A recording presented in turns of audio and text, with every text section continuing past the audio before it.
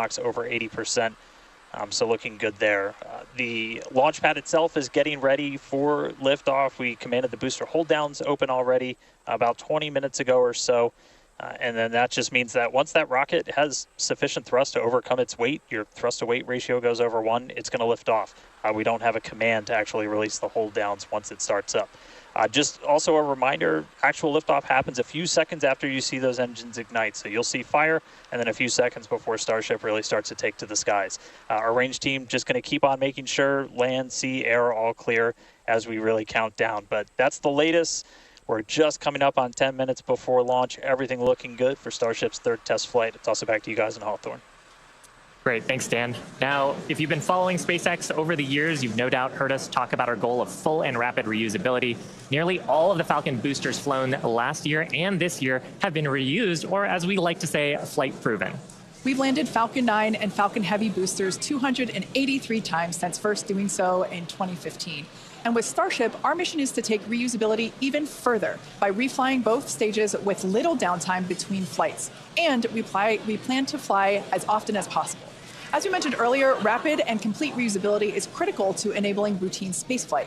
The team at Starbase has been hard at work developing and manufacturing the hardware that will ultimately take humans back and forth to the moon and Mars. Now, even though we are not recovering Starship today, test flights like these provide the critical data that we need through every phase of flight. And that data informs future missions and gets us to that future where Starships are being recovered and rapidly reflown. Our teams are also working on the ground systems that will support rapid reusability. When we start recovering Starship boosters, we'll want them to return to the launch site for a quicker turnaround, as you can see here depicted in this animation on your screen. This is when the tower reveals its dual purpose. After launch, the arms or the chopsticks on the tower will help guide the booster into position to ensure a soft landing. Now, if you're thinking that this sounds hard or even impossible to do, well, that's the inspiration for naming them chopsticks. Some of you might recall a little film called The Karate Kid, where Mr. Miyagi famously taught the main character, Daniel, that if he could catch a fly with chopsticks, he could accomplish anything. Now, today we do have 4 ships and 4 Super Heavy boosters built, with more coming off the production line as our Star Factory continues to grow. These vehicles are slated for future flight tests just like today's, and in fact, just this week we static fired our next ship that's planning to fly and expect to test the booster as soon as the launch mount is free from today's flight test. Now, as a reminder, today is still just a test. While we really hope to get our splashdown location in the Indian Ocean, but any data received will help us improve. It's the third of many future flight tests for Starship before it becomes fully operational. And that's the goal of flight tests. They teach us about the limits of our design and improve our understanding of the vehicle, and ultimately help us make Starship more reliable and rapidly reusable. So whatever the outcome and however far we get, we can promise excitement. And things look like they are moving fast at Starbase, and that's exactly how we like it. Yeah, Rapid exactly. Iteration is a key of SpaceX. Yeah, we've done it with all of our major innovative advancements, including Falcon, Dragon, and Starlink. We believe that if you're not failing, you're not learning and improving the design. Yeah, many of the innovations that we've developed have come from our failures, and they teach us how to avoid the perils of spaceflight. It's a tough business. But all of this testing, all of the iterative design allows us to make the design better and better to do some of the great accomplishments with reflight that we've had so far. Exactly. One of the examples that we love to talk about is the Dragon capsule, like the one located behind Shiva and I here on the mezzanine. Originally, it was not designed to be reusable. We wanted to prove the initial design, and then when we brought Dragon 2 online, we had to do a lot of corrosion analysis based on flights that had splashed down and analysis on hardware received there. And now our Dragons are reusable and also rapidly at a much rapid pace than they used to be. Yeah. So, I mean, great learnings from our original Dragon to our new crew and cargo vehicles have directly improved the operations, and they've helped us change our understanding of what's possible when it comes to rocket and spacecraft reusability. Now, we're just under T-minus 6 minutes, so I think it's another good time to check in with Dan for the rest of terminal count. How are we looking, Dan? Thanks, Shiva. We're looking good. 5 minutes, 35 seconds, and we're counting down. We are just about at closing the prop load sequences on booster and ship. Just a reminder, ship, we're going to close out at around 3 minutes and 30 seconds, booster at about 2 minutes and 50 seconds. Once all of that prop is loaded on board, we'll have about 10 million pounds of propellant on both stages of Starship. Now, after that happens, we'll go through a couple of different procedures with the ground. We'll do what's called pushbacks, clearing out the lines between our prop farm and the vehicles themselves before we get to launch. And then in the next few minutes, we'll get the final guidance system alignments, some final thrust vector control on the booster checks, and all that will be performed. And again, if we need to hold, we have a hold gate built in at T-minus 40 seconds where we can hang out. It sounds like today we'll have about 15 minutes to hold at T-minus 40 if we need to. If we hit that right now, it looks like the most likely reason would be winds. We're not tracking any technical issues to our T0 at 8:25, just about 4.5 minutes from now. So, I mean, everything's really looking good. The booster's almost at full frosty, so we'll see that close out in just a couple of minutes. But we're getting really close to flight, guys. The excitement is definitely growing here in Hawthorne, SpaceX headquarters. There is a large crowd gathering. You might hear them cheering occasionally. Now, Dan mentioned a good point about the holds. We have an opportunity to today hold for a few minutes. And this is a really cool thing about Starship. And we don't have this opportunity with Falcon or Falcon Heavy. Up until the T-minus 40-second point, aborts are just holds. So anything that would trigger an abort prior to T-minus 40 seconds becomes a hold. So that's a really cool feature to allow the team to wait for final checkouts or assess prop levels, engines, avionics, vehicle pressurization. It's really helpful to ensure a liftoff. Yeah, and that's something that is very different from Falcon. I'm sure people have watched our launches, and then we get right down past prop load and then have to scrub because of weather or scrub because of an issue on the vehicle. And we don't have the same constraints on our propellant and our system with Starship, which gives us more availability in the window. And sometimes that's all you need. Sometimes the winds dip just enough where you can launch the rocket safely. And otherwise, if you didn't have that ability to hold a few minutes, you might miss that window and then have to recycle to another day. Yeah, exactly, which is kind of like today. Like we mentioned earlier, winds are the thing that we are watching, so good news there. So we are still continuing to progress. We're looking at liftoff in just under almost 2.5 minutes from now. Super exciting. Like we said before, there's nothing more exciting than watching a test flight for a developmental program, and that's where we're at today. And like we talked about, we have some really ambitious goals for today's test. But really, the point of today's test is to try to get as much data as we can so we can inform the next iteration of the design of Starship, work those things into flight test number 4 and new objectives there that'll eventually get us to that glorious, rapid, reusable future that we so badly want. Yeah, for flight 1, we wanted to clear the pad, and we did. For flight 2, we wanted to get through hot staging separation, and we did. So today, we want to get even further than that and collect as much data as we possibly can. So with all that being said, we're going to check back in with Dan to take us through the final 2 minutes of terminal count. All right, we are under 2 minutes away. We have closed out the prop load on the booster and on the ship.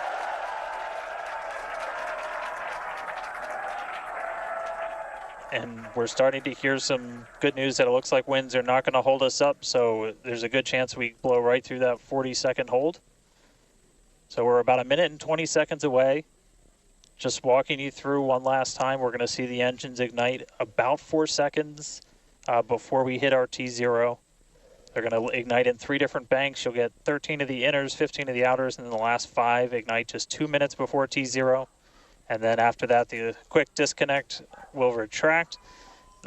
The engines will start to throttle up, and then we'll see liftoff about 1.5 seconds after T0. So we're under 1 minute away. Don't be shocked if we hold at 40 seconds before, but it sounds like the winds are cooperating today. And we'll be able to move right past that, not tracking any other technical issues that could hold us. Proceeding past our QD vent gate.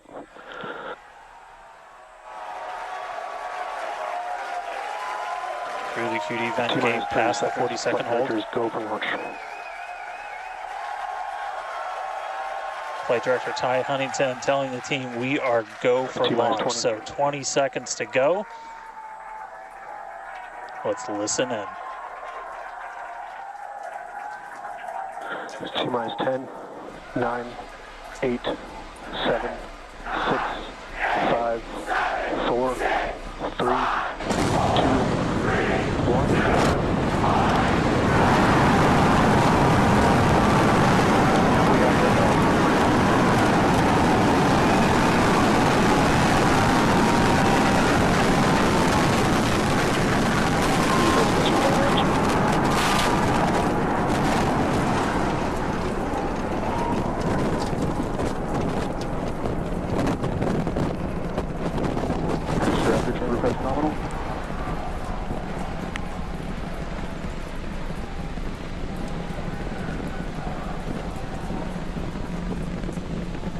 30 seconds into flight, we are feeling the rumble. We are seeing 33 out of 33 Raptor engines ignited on the Super Heavy booster. Booster and ship, avionics, power, and telemetry nominal. Acquisition of signal, Corpus Christi. Continuing to get good call outs. Our trajectory looking nominal, systems looking nominal. Just amazing to see all 33 lit up once again.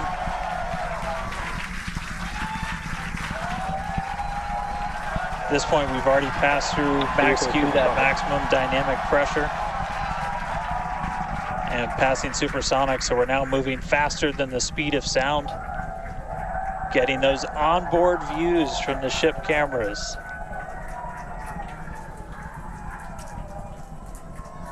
Now the next major milestone is going to be a hot staging maneuver. Again, we're going to be doing that in just about 90 seconds. To do that, we're going to shut down all but the 3 center Raptor engines on Super Heavy. That'll be our MECO, our most engines cut off. And then the clamps holding the 2 stages together are going to release. Starship's second stage will ignite its engines, the RVACs first, the sea levels right after that. The sea level engines will be splayed or just kind of pointed out at about a 15-degree angle. So if you look close and we get good tracking, you might be able to see those center right after. And so those 6 engines will push Starship off of the booster.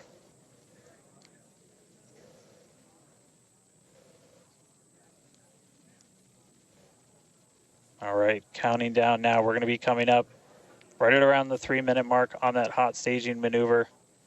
Again, we'll see the booster engines start to shut down. You'll see all but 3 lights go out in the middle. And then we'll see the engines ignite on ship, pushing it away. And that will start carrying the ship into space. Booster will start to do its flip and then move into the boost back burn, setting it up for eventual splashdown in the Gulf of Mexico.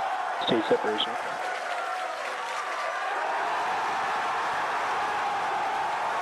Boost back startup.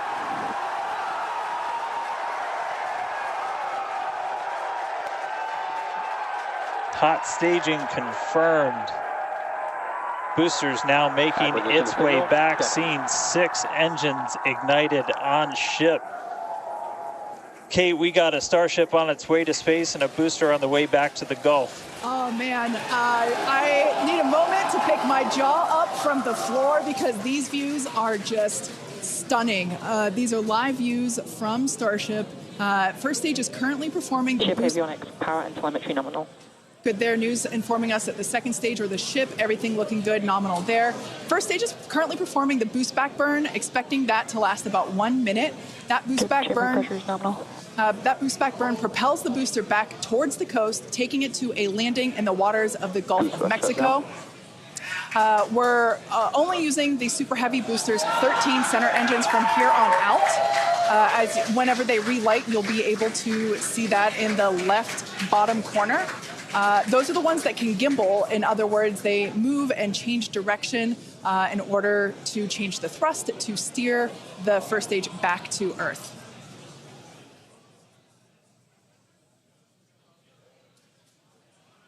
Wow, these are just incredible views coming to us. Everything is looking good for both the first stage on the left-hand side of your screen or the Super Heavy booster, as well as on the right-hand side of your screen, that is Starship, or we also refer to that as the ship. Now, the boost back burn was the first of 2 burns required to return it to Earth. The next one will be the landing burn, where all 13 center engines will initially ignite and then transition into a 3-engine burn to help slow it down.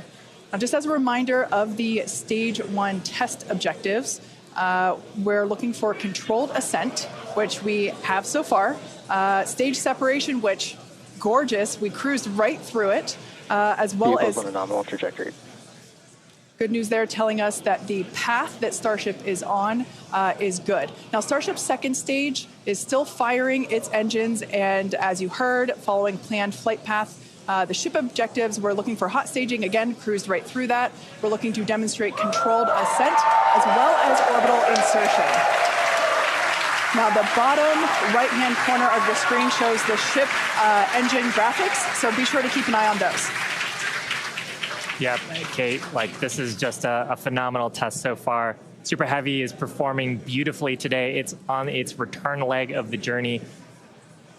Ship continuing to burn its 6 engines, those larger circles, the Raptor vacuum engines, the inner circles, the Raptor sea level engines. We're about 30 seconds away, just under 30 seconds away from the start of the boost back burn. Excuse me, the landing burn on the booster. You can see the grid fins rotating.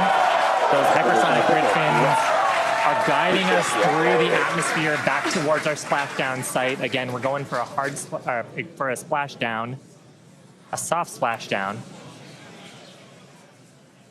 So for landing burn, we're going to expect to see the 13 center engines light, rapidly bring down the booster's velocity, and then just the 3 in the center for splashdown. Let's see if that'll work.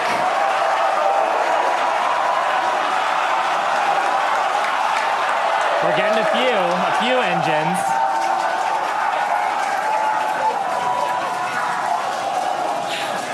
And acquisition of signal. We'll see if we can get some other video of that. Now, this is a test objective today. It is still something that we're attempting to learn.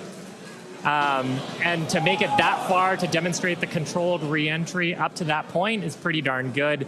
Ship continuing to look nominal with its ascent burn. This burn lasting about 6 minutes total. And we're expecting that this burn will end just after T+8 minutes, about a minute from now. So far, though, I mean, congrats to the team. Making it this far is farther than we've gone. Absolutely. On Flight 2. Just wonderful views and great engine performance from the vehicles.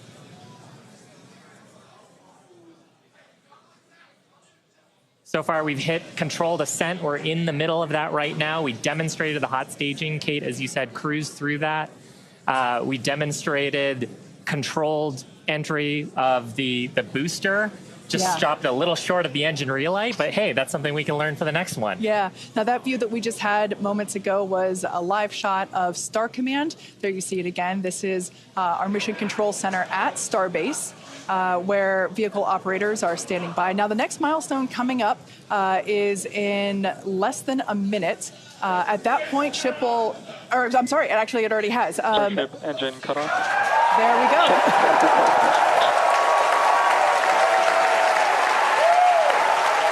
As you heard there by the call out and from the crowd behind us, Starship's 6 Raptor engines have successfully shut down. We heard a call out for nominal orbital insertion, which is incredible. Look at these views, Dan. I'm just completely blown away right now. What a day. Congratulations to the entire SpaceX team. I mean, this flight pretty much just started, but we're farther than we've ever been before. We've got a Starship not just in space, but on its coast phase into space. Just to recap where we've come, and it's only been 9.5 minutes. How has it only been 9.5 minutes? We lifted off right on time at 8:25 a.m. We didn't have to hold at our gate at all. We had 33 out of 33 Raptor engines open up and light and get us through a nominal ascent. Another successful hot stage. All 6 engines on the ship propelling us into orbit. We did see what looked like a nominal boost back burn. And then we did make it all the way to the landing burn this time. Didn't light all the engines that we expected, and we did lose the booster. We'll have to go through the data to figure out exactly what happened, obviously. So be on the lookout for information about that. But wow, a ship in space. We've got a bunch of, as we said, ambitious objectives ahead of us. Over the next couple of minutes and pretty much over the next hour, where we're going to really we've got the ship in space. We're now going to take advantage of this and try and learn as much as possible about some of the other systems, including that first ever Raptor relight in space. So it's just going to be incredible. So all of that still to come. The mission just started, but wow, what a liftoff! What a hot stage! What an amazing sight to see Starship there in outer space. I can't believe we're seeing it in space. This is awesome. Wonderful. Now, we are going to be coasting for the next about 30 minutes or so. We'll be back around the T+40 minute mark. And that'll be Starship continuing to coast, hit those ambitious test objectives, and then continue on to re-entry. We're not totally sure what video that we'll get, since that normally comes to us as we overfly ground stations, and we don't have a ton of those along our trajectory. But as we have video, we'll be sure to bring that to you. Starlink may be able to bring us additional communication paths today that will allow us to talk to Starship through re-entry with no communications blackout period. It's a possibility, but either way, we will be live for all of today's milestones. And of course, when we do have views, signal, Puerto Rico. especially like the ones that we have now, which I just cannot get over. When we have views, we will be sure to bring those to you live. But no views or no views, we'll see you back here at T+40 minutes. Pez door is opening. And there we just heard call it that Pez door is opening, so that's great. First test. Yeah. One of our test objectives today is to open and close that Pez door. That's where we will deploy Starlink satellites from in the future. So great news there that that test that test objective is already underway. So come back here, stick around till T+40 minutes for coverage of Starship's deorbit burn demonstration, followed by its reentry and what is sure to be an exciting splashdown.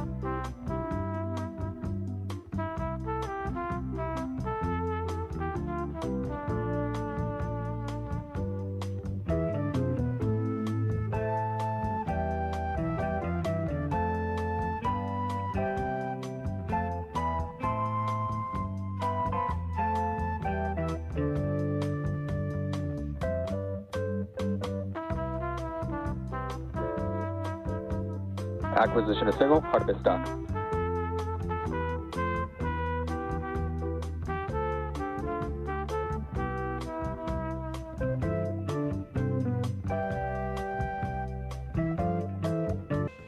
Welcome back to live coverage of our third Starship flight test, which lifted off from Starbase, Texas at 8:25 a.m. Central Time.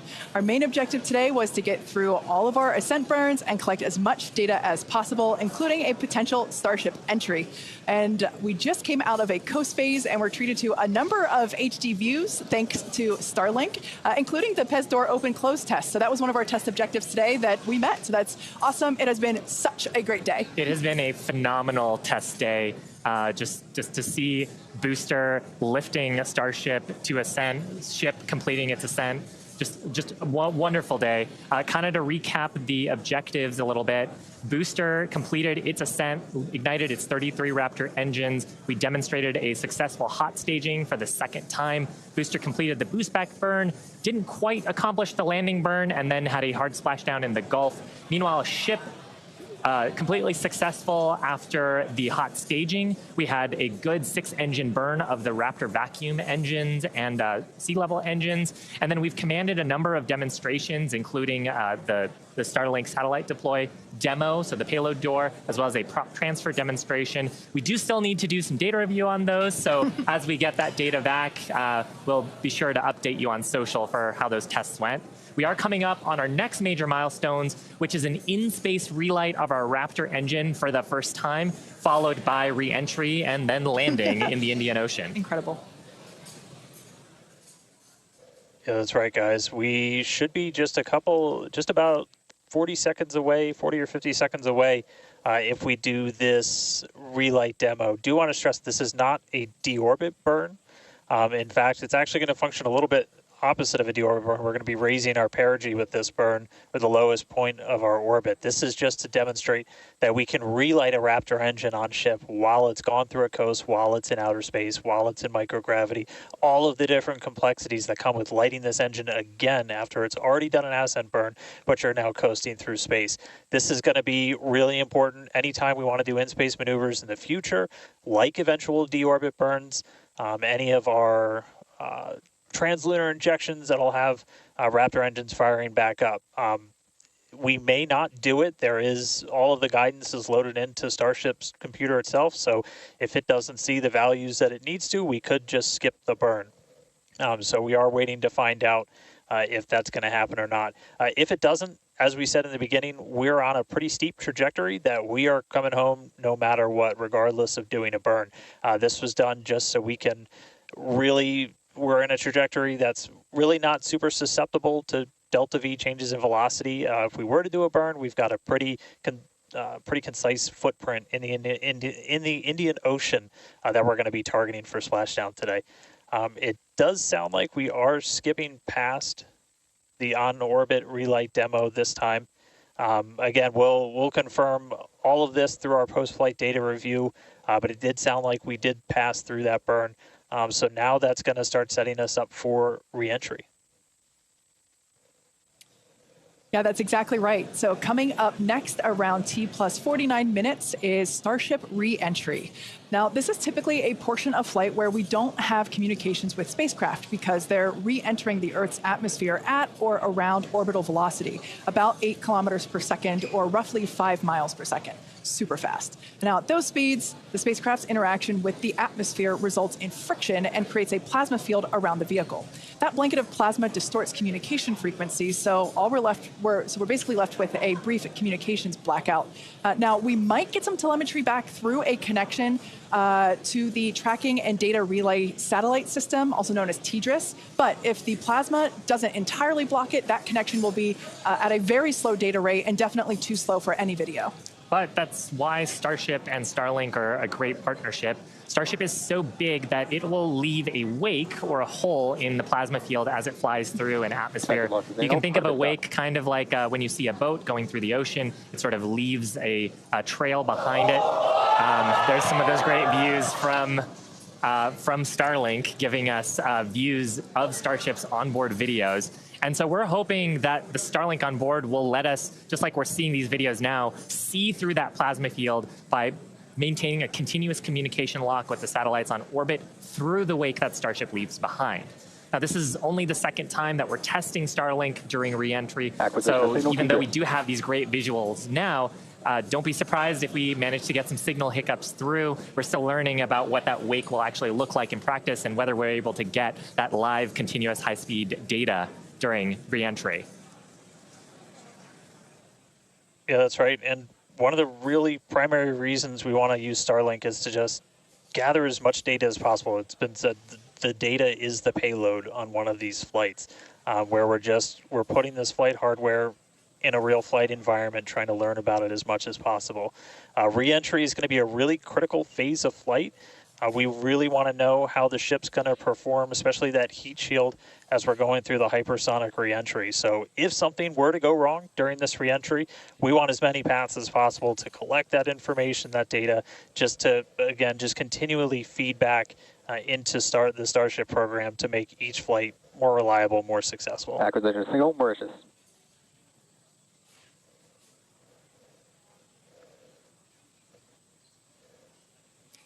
Now, if Starship manages to make it all the way through re-entry, we'll collect valuable data on Starship flying through the Earth's atmosphere at hypersonic speeds, meaning more than 5, or at this point, will be more than 5 times the speed of sound.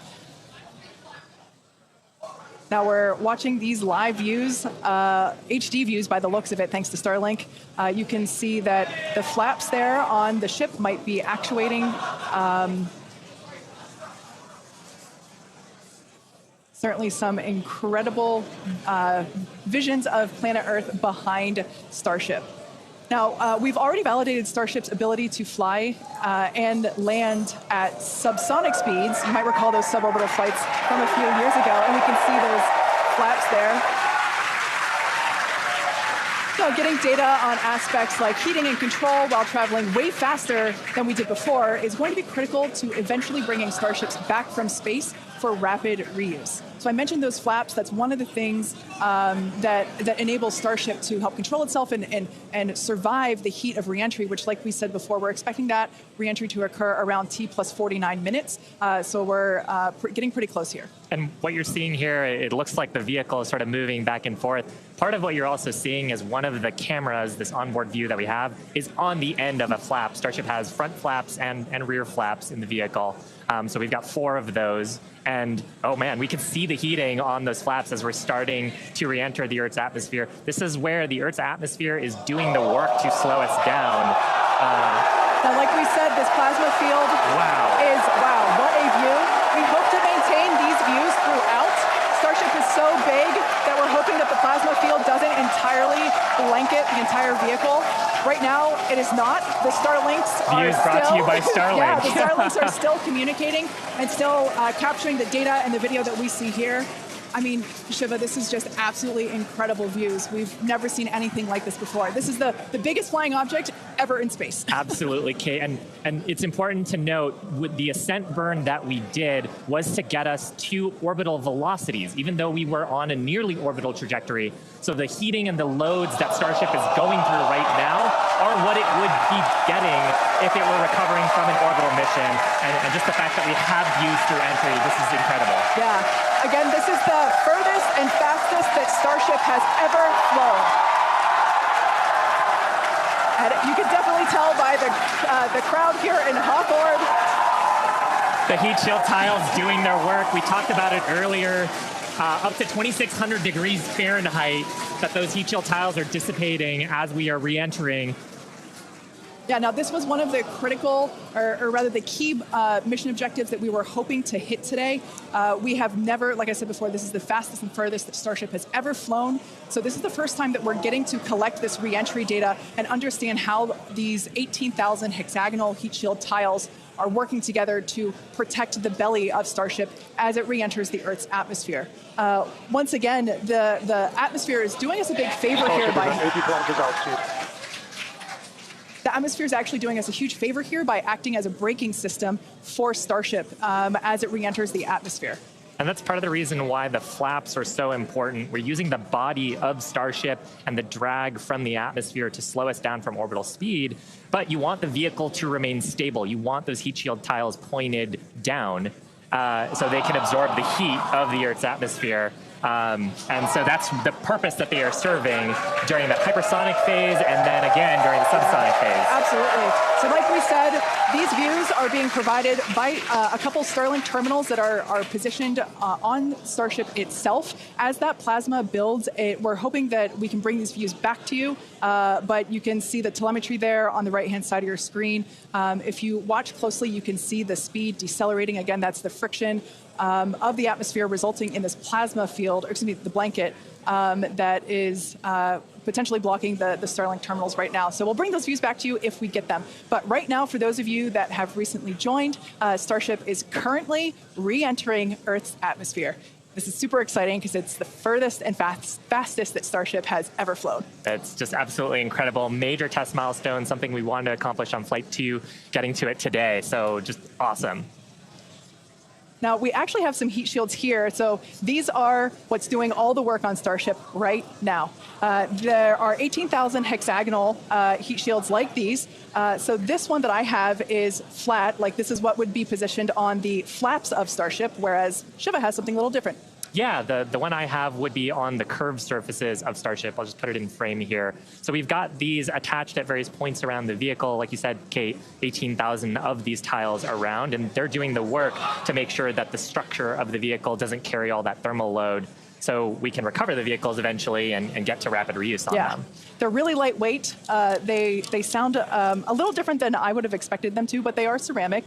And these are what's helping Starship survive through this period of entry. We're not sure how far we're going to make it. Again, this is the furthest that we've gotten in our test flight, but the further we fly, the more data that we can get, and that's ultimately the measure of success here, which, I mean, I think today has been a huge success given where we've gone and how much further we've gotten with both the booster and Starship itself.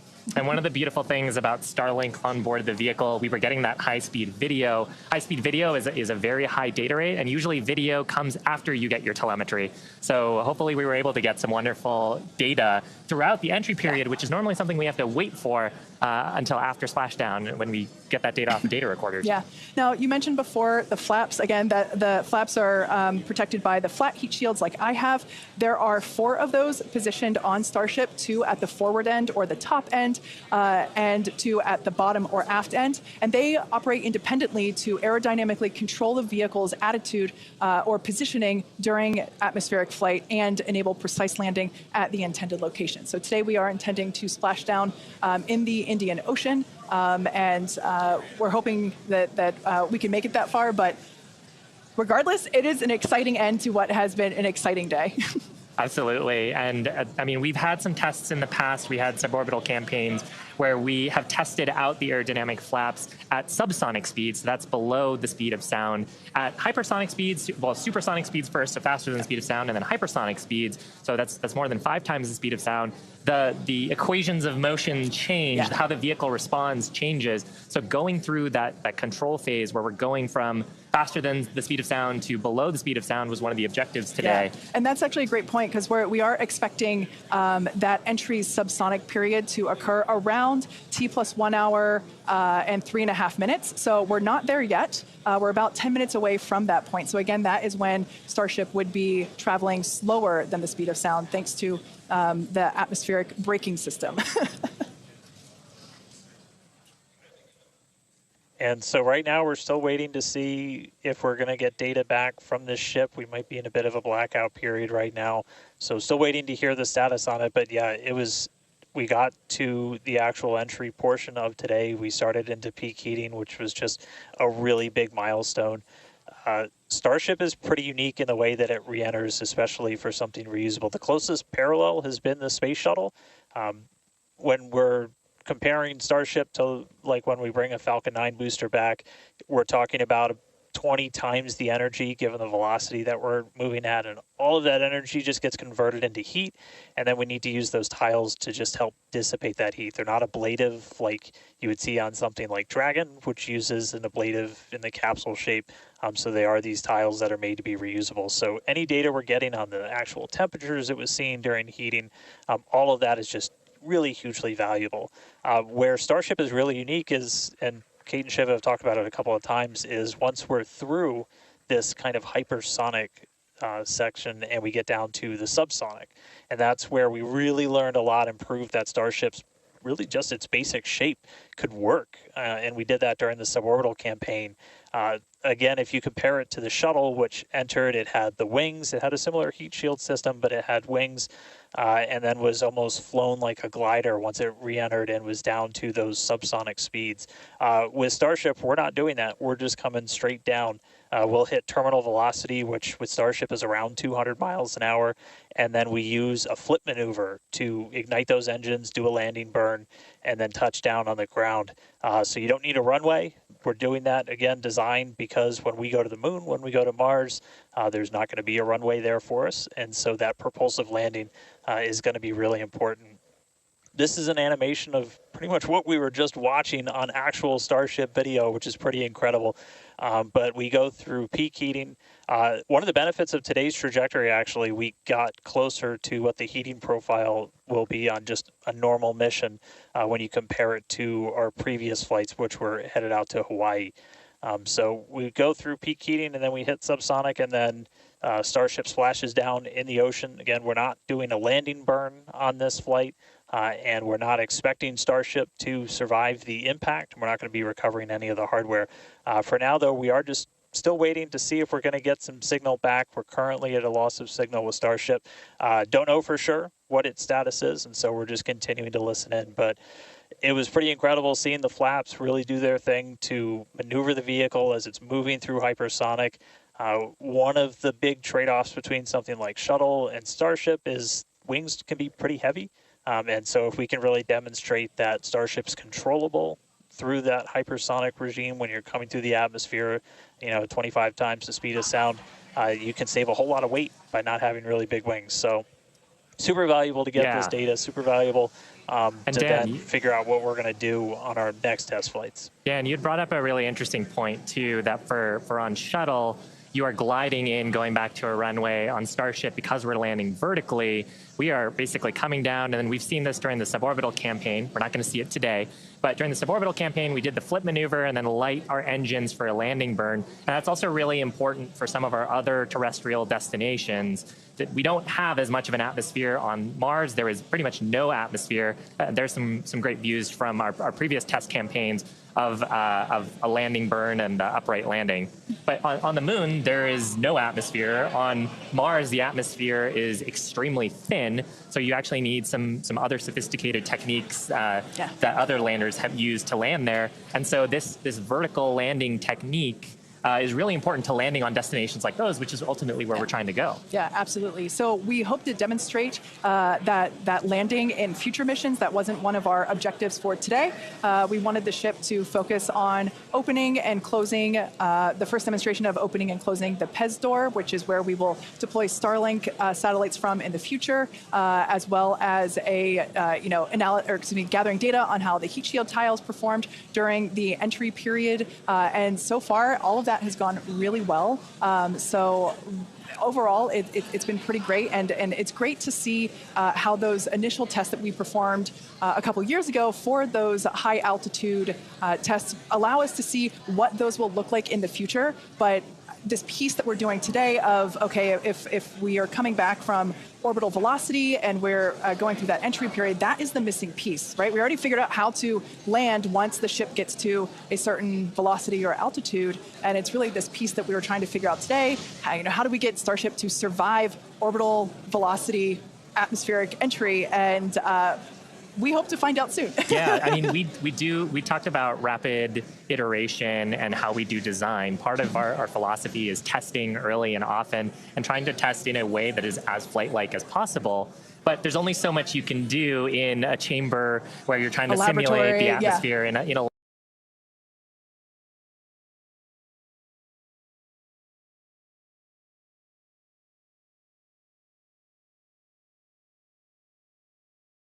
about some of the analyses and probably teach us a bunch of things that we didn't quite get right. For sure. And obviously, for those of you that have been watching along with us, those were incredible views to see of that entry period where we saw the heat generating because of friction as the belly of Starship was making contact with the Earth's atmosphere, and that resulted in some plasma. So as Dan said before, we believe that we're in a bit of a blackout period at the moment. We are expecting the vehicle, if it's still alive, we would be expecting the vehicle to be approaching subsonic or slower than the speed of sound speeds in 3.5 minutes from now. So if it's still up there in one piece, it still has a way to go. We're not there just yet, but we saw that plasma field building up around the exterior, which can blanket the entire vehicle as it does with all of our Dragon missions, and we're at a loss for telemetry at that point in time. Yeah. So Dan's seen a lot of those with